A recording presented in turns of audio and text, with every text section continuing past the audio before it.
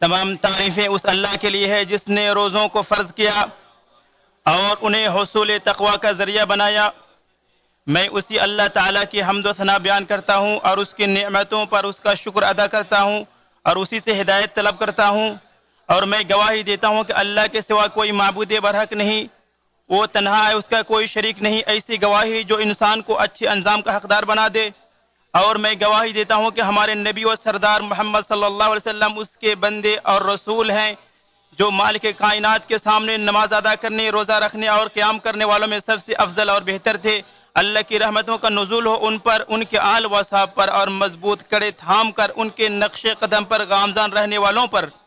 حمد و صلات کے بعد میں اپنے آپ کو اور آپ سب کو تقوی الہی کی وصیت کرتا ہوں۔ ارشاد باری تعالیٰ ہے، اے لوگو جو ایمان لائے ہو، اللہ سے ڈرو جیسا اس سے ڈرنے کا حق ہے، اور تم ہرگز نہ مرو مگر اس حال میں کہ تم مسلم ہو۔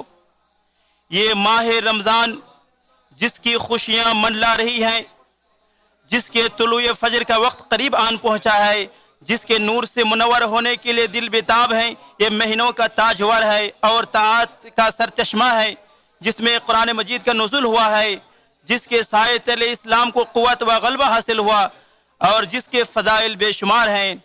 یہ ان کے لیے شہسواری کا میدان ہے جو اس کی قدر و منزلت کو پہچان لے، اور روشن سرچشمہ ہے ان کے لیے جو اس کی حقیقت کو جان لے، اور یہ آزادی کا موسم ہے ان کے لیے جو اخلاص سے بہرہ مند ہو جائیں، اور یہ ایمانی باغیچہ ہے ان کے لیے جن کا باطن شفاف ہو اور سوچ و فکر روشن ہو۔ نبی صلی اللہ علیہ وسلم نے ارشاد فرمایا، اللہ رمضان کی ہر رات میں بہت سے لوگوں کو جہنم سے آزاد فرماتا ہے، اور یہ ہر رات ہوتی ہے۔ آپ نے اور فرمایا، جو رمضان کے روزے ایمان اور ثواب کی نیت کے ساتھ رکھ کے اس کے پچھلے گناہ معاف کر دیے جائیں گے۔ بخاری نے اسے روایت کی۔ اور فرمایا، جو رمضان کی راتوں میں ایمان اور ثواب کی نیت کے ساتھ قیام کرے اس کے تمام گناہ معاف کر دیے جائیں گے۔ بخاری نے روایت کی۔ یہ ماہ رمضان ہے جس کے خیرات و برکات کا تسلسل تھمنے کا نام نہیں لیتا، جس کے اجر و ثواب بے بہا ہیں، مبارک ہو اس سے۔ کیا یہ مہینہ اس لائق نہیں کہ ہم اس کے لیے شان نشان تیاری کریں، اس کے انعامات کے حصول کے لیے اور اس کی تعظیم و توقیر میں اپنے اخلاق و اعمال کو بلند کریں؟ رمضان کے گنے چنے دن ہوتے ہیں، اس کے لمحات محدود ہوتے ہیں، اور یہ باد نسیم کے تیز جھونکے کی طرح جلدی سے گزر جاتا ہے، زیادہ دیر نہیں ٹھہرتا۔ ہمیں اپنے نفس کی تیاری، دل کی پاکیزگی اور اپنی روح کی تازگی کے ساتھ رمضان کی تیاری کرنی چاہیے، اور نفس کی تیاری اپنی مشغولیات و خواہشات کو کم کرنے اور ذہن کو صاف رکھنے سے ہوتی ہے، اور راحت قلبی ذکر و عبادات کو مزید خوشگوار بنا دیتی ہے، انہماک کے ساتھ تسبیح و تحلیل کرنے میں مدد دیتی ہے، اور روزہ دار کو تلاوت قرآن میں لذت اور قیام لیل میں سکون فراہم کرتی ہے۔ جب انسان کے نفس کو قرار ملتا ہے تو منور ہو جاتا ہے، اور جب اسے قلبی اطمینان نصیب ہوتا ہے تو وہ اپنے رب کی جانب متوجہ ہوتا ہے، اور جب متوجہ ہوتا ہے تو وہ اللہ کی قربت کا ذائقہ چکھ لیتا ہے۔ دل کی تیاری کا مطلب یہ ہے کہ اسے بغض و حسد، کینہ، کپٹ اور دیگر امراض قلب سے پاک و صاف رکھا جائے، کیونکہ یہ بیماریاں اللہ کی رحمتوں کے نزول کے سامنے حائل ہو جاتی ہیں اور انسان کو عبادت کے ذائقے سے محروم کر دیتی ہیں۔ جو دل ان چیزوں میں الجھا ہوا ہو وہ روزے کی حقیقی لذت سے لطف اندوز کیسے ہو سکتا ہے؟ جب دل بغض و حسد سے لبریز ہو تو قیام کے نور سے کیسے منور ہو سکتا ہے؟ ماہ رمضان کا استقبال مباحات میں کمی اور وقت کے اچھے انتظام کے ساتھ کیا جائے، نہ اسے کھیل تماشے میں ضائع کیا جائے اور نہ ہی گھٹیا اور بیکار چیزوں میں صرف کیا جائے۔ سب سے بہترین چیز جس کے ذریعے بندہ ماہ رمضان کی تیاری کر سکتا ہے وہ اخلاص کے ساتھ کی گئی دعا ہے جو عاجزی اور خشوع و خضوع بھرے دل سے نکلی ہو۔ اے اللہ، مجھے اپنے ذکر، شکر اور بہتر انداز سے عبادت کرنے میں میری مدد فرما۔ رمضان دل میں مسرتیں اور سعادتیں بخیرتا ہے، یہی ہر طاعت کا اثر اور ہر عبادت کا ثمرہ ہوتا ہے۔ رسول اللہ صلی اللہ علیہ وسلم نے فرمایا، روزہ دار کے لیے دو خوشیاں ہیں، ایک خوشی افطار کے وقت اور دوسری خوشی اپنے رب سے ملاقات کے وقت۔ بخاری اور مسلم نے سے روایت کی۔ افطاری کی خوشی دن بھر کے صبر کے بعد ایسی نعمت ملتی ہے جو دل کو دن و رات مسرت بخشتی ہے۔ روزہ دار کو تکمیل نعمت کی خوشی ہوتی ہے، ایک گھونٹ پانی کا جو اس کی پیاس کو کم کر دیتا ہے اور ایک لقمہ کھانے کا جو اس کی بھوک کو مٹا دیتا ہے۔ لیکن سب سے بڑی خوشی تب نصیب ہوگی جب بندہ اپنے رب سے ملاقات کرے گا اور وہ اس سے راضی ہوگا۔ یہ ایسی خوشی ہوگی جو سالوں کی مشقت مٹا دے گی، دنیا کی تمام پریشانیوں کو ختم کر دے گی، اور اس کے لیے جنت کے دروازے کھول دیے جائیں گے، یہاں تک کہ اسے باب الریان کی طرف مسکراتے چہرے اور اطمینان بھری روح کے ساتھ لے جایا جائے گا۔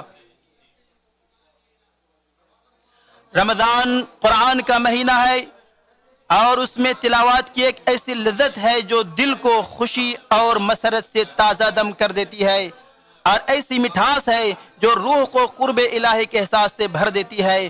قرآن کریم کی آیت کے نور سے سینہ چمک اٹھتا ہے، اس کے کلمات سے دل کو مسرت و سکون ملتا ہے، اور محبت سے تلاوت قرآن سن کر دل پر رقت طاری ہو جاتی ہے۔ ایسا محسوس ہوتا ہے جیسے ہر آیت آپ کی روح کو آج سر نو چھو رہی ہو، اور ہر لفظ نشاط و تازگی کی روح پھونک رہا ہو۔ رمضان میں دعا و مناجات کی سرگوشیاں کثرت سے ہوتی ہیں، دعاؤں کی لطافت سے روحیں لطف اندوز ہوتی ہیں، اور قلوب قرب الہی کے سائے تلے سکون و اطمینان حاصل کرتے ہیں۔ رات کے سناٹے میں جب دعائیں بلند ہوتی ہیں تو انہیں ایک کھلی بارگاہ مل جاتی ہے اور بہت ہی قریب رب ملتا ہے۔ روزے کی آیت کے بعد ندائے ربانی آتی ہے، وَإِذَا سَأَلَكَ عِبَادِي أَنِّي فَإِنِّي قَرِيبٌ، اور جب میرے بندے میرے بارے میں پوچھیں تو میں قریب ہوں۔ اللہ نے یہ نہیں فرمایا کہ کہہ دو میں قریب ہوں، بلکہ بذات خود جواب دیا کہ میں بے حد قریب ہوں۔ اپنے لطف و کرم کی خوبصورتی اور جلدی سے دعا کی قبولیت کو واضح کر دے۔ چنانچہ اس نے اپنے اور بندوں کے درمیان کوئی واسطہ نہیں رکھا، بلکہ فرمایا میں قریب ہوں۔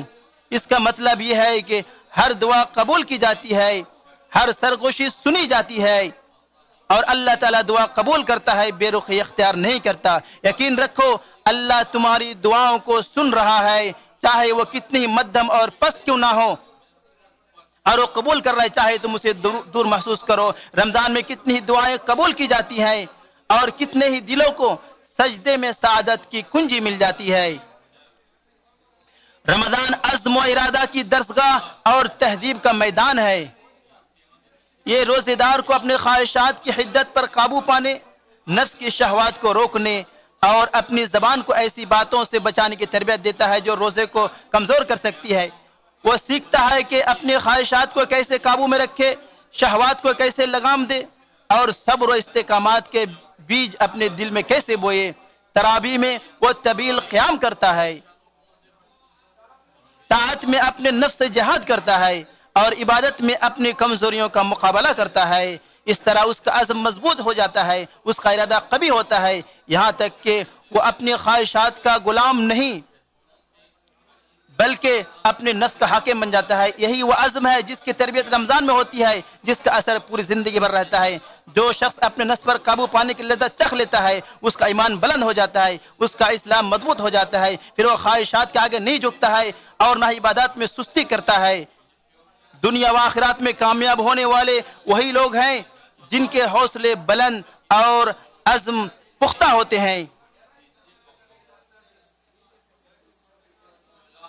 یہی اللہ تعالیٰ نے بیمار اور مسافر کو رخصت عطا کی ہے، انہیں رمضان کے بعد روزے قضا کرنے کی اجازت دے رکھی ہے۔ اس کے بعد اللہ تعالیٰ نے فرمایا اللہ تمہارے لیے آسانی چاہتا ہے اور تمہارے لیے دشواری نہیں چاہتا، تاکہ بندے جان لے کہ شریعت سراپا رحمت ہے اور آسانیاں پیدا کرنا اس کا اصل مقصد ہے۔